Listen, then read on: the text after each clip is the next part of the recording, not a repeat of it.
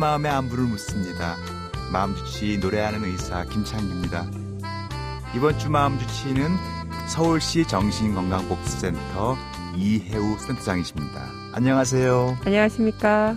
마지막 시간인데요. 오늘은 아동 청소년의 정신건강에 대한 이야기 좀 들려주십시오. 사실 지난 2년간 코로나19로 인해서 우리 서울시에 있는 센터들도 대면 상담에 어려움을 많이 겪고 있기 때문에 코로나19 이후에 센터를 찾는 아동 청소년의 수도 많이 감소했습니다. 하지만 정신건강에 대한 심각도를 보면 좀 더 마음이 아픈, 힘들어하는 아이들이 상담을 받았다라고 볼 수도 있겠습니다. 그렇겠죠. 예. 더불어 초중고 학생을 대상으로 하는 학생 정서행동 특성 검사에서 위험군으로 나오는 아이들이 심층 평가를 위해서 센터로 의뢰가 되어 오는데요. 2020년에 비해서 2021년은 전년 대비 대폭 증가된 부분들을 또 확인할 수 있습니다. 주로 호소하는 증상들이 우울이나 불안 같은 정서 문제가 많았고 그 다음이 ADHD 같은 행동 문제가 많았습니다. 센터로 방문하시는 아동 청소년 또는 부모님들은 보통 아이들이 겪는 어려움이 어떤 것인지 궁금해하기도 하시고 또 어떤 도움을 받을 수 있을지를 제일 많이 물어보십니다. 이를 위해서 센터에서는 아이들의 정신건강 문제가 어떤 것이 있는지 어느 정도인지를 평가해드리고 그에 맞는 상담이나 치료를 연계해드리거나 진행하게 되죠. 예.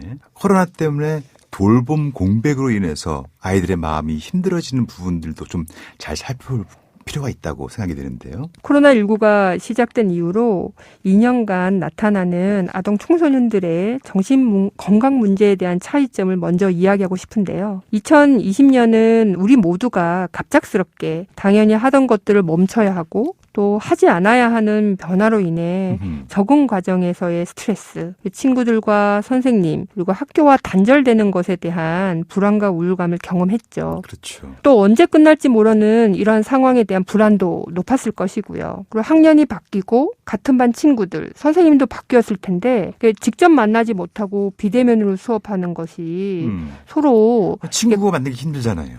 많이 힘들죠. 그렇죠. 상호작용도 또 부족해지고요. 그러면서 좀 외롭고 고립감이 높아지는 부분도 있습니다.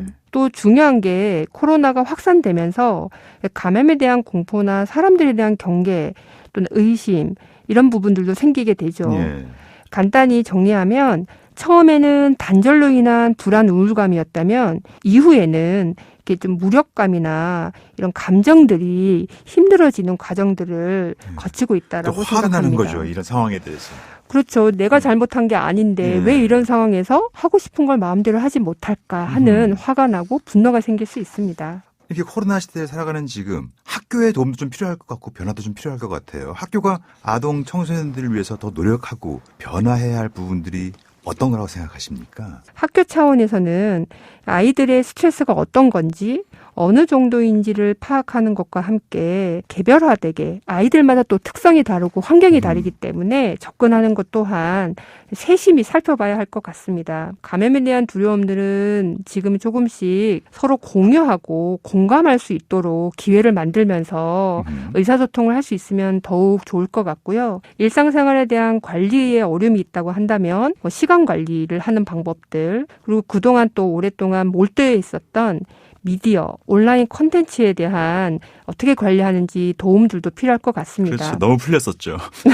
네, 가장 중요한 건 대인관계, 또래 관계에서 오는 또 지지도 있고 스트레스도 있을 수 있는데요. 아이들의 사회성 발달과 스트레스 대처에 대한 회복 탄력성 같은 프로그램들을 좀 활용하면 훨씬 도움을 줄 수 있지 않을까 생각이 듭니다. 지난 한 주간 좋은 설명 잘해주신 우리 이혜우 센터장님 감사했습니다.